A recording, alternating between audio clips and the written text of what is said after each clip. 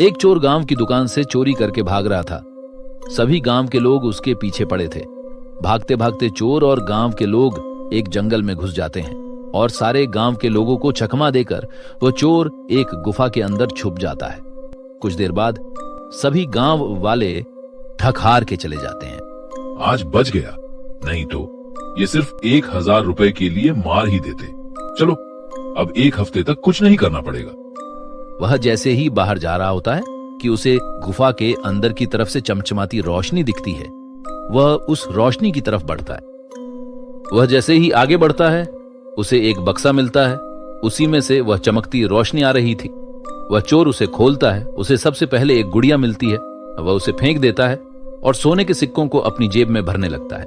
वह गुड़िया जिसे पंकज ने फेंका था वह धीरे धीरे बड़ी होती है और अपने असली डायन वाले रूप में आ जाती है, जिसका शरीर बूढ़ा होता है, मानो कि वह बहुत समय से इसमें बंद हो। वो जैसे ही अपना हाथ पंकज के कंधे पर रखती है वह चोर पूरा बूढ़ा हो जाता है, जैसे कि वह 90 साल का हो, और वहीं मर जाता है और वह डायन जवान हो जाती है और हंसने लगती है।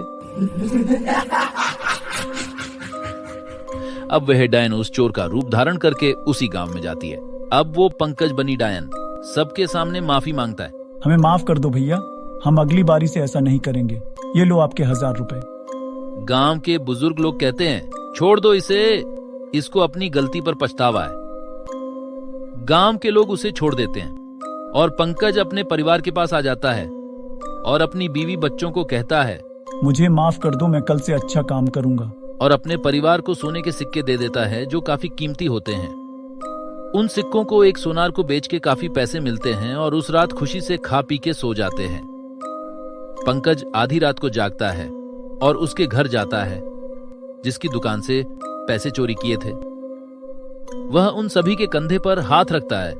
एक एक करके सब बूढ़े हो जाते हैं और वही मर जाते हैं। यह डायन जिसने पंकज का रूप लिया था वह धीरे धीरे सभी गांव के लोगों की उम्र लेकर शक्तिशाली और सुंदर हो रही थी। सुबह होते ही गांव के लोगों को यह बात पता चलती है। सब लोग हैरान हो जाते हैं। कल रात को इनकी तबीयत ज्यादा खराब थी। शायद कोई गलत दावा ले ली है जिसके कारण यह सब मर गए हैं। ये सब बातें एक बूढ़े बाबा देख रहे होते हैं और वो कहते हैं, वो आ गई वो। मगर सभी लोग मजाक में इनकी बातों पर ध्यान नहीं देते। उस गांव में एक बादल नाम का व्यक्ति कहता है, जरूर बाबा इसके बारे में कुछ न कुछ जानते होंगे। उधर दूसरी ओर पंकज के पास बहुत पैसा हो गया था, इसलिए उसने रोज मांस खाना शुरू कर दिया था और उसके परिवार के लोग भी खुश थे क्योंकि बहुत समय बाद उन्हें यह सब खाने को मिल रहा था।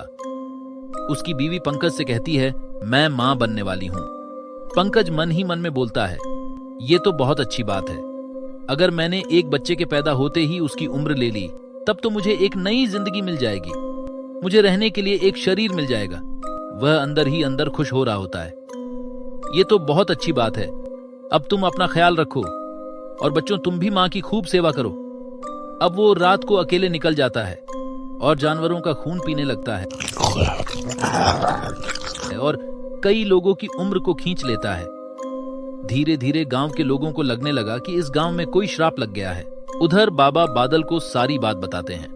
वह डायन एक बक्से से आजाद हुई है। पुराने समय में वो एक रानी थी, मगर वह बूढ़ी होने लगी तो राजा ने उसे अपने राज्य से निकाल दिया और कुछ समय बाद वो काला जादू की तरफ हो गई।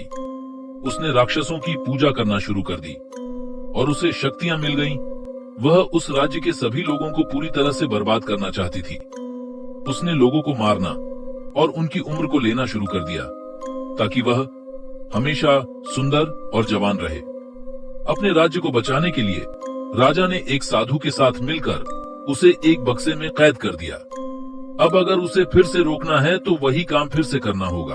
अब पंकज कुछ समय के लिए ये हत्याएं करना रोक देता है ताकि किसी को उसके ऊपर शक न हो और वह बिना किसी चिंता के आराम से रहने लगता है। मगर जब एक रात गांव में मेला लगा तो उससे रहा नहीं गया। वह छुप छुप के लोगों की उम्र लेने लगा और जानवरों का मांस और उनका खून पीने लगा। बादल ने यह देख लिया और उसने ये बात सब लोगों की बता दी। सब लोग इकट्ठे होकर उसे मारने आए। इतने लोगों को एक साथ देखकर डायन भी पंकज का रूप छोड़ अपने असली रूप में आ जाती है और एक साथ सभी लोगों को हवा में उठा लेती है। मगर बादल को उस बाबा ने बताया था कि उसकी जान उसकी चोटी में है। वह जैसे तैसे करके उस डायन का ध्यान भटकाकर डायन की चोटी को काट देता है, जिससे उसकी सारी शक्तियां खत्म हो जाती हैं। सारे गांव के लोग जो हवा में थे अचानक नीचे गिरते हैं और वह डायन भी धीरे धीरे गायब होने लगती है। तब बादल गांव वालों को बताता है अब अगले 100 सालों तक डायन नहीं आएगी, जब तक उसकी चोटी वापस पूरी तरह से नहीं आ जाती। इसका मतलब वह फिर से उसी बक्से में कैद हो गई।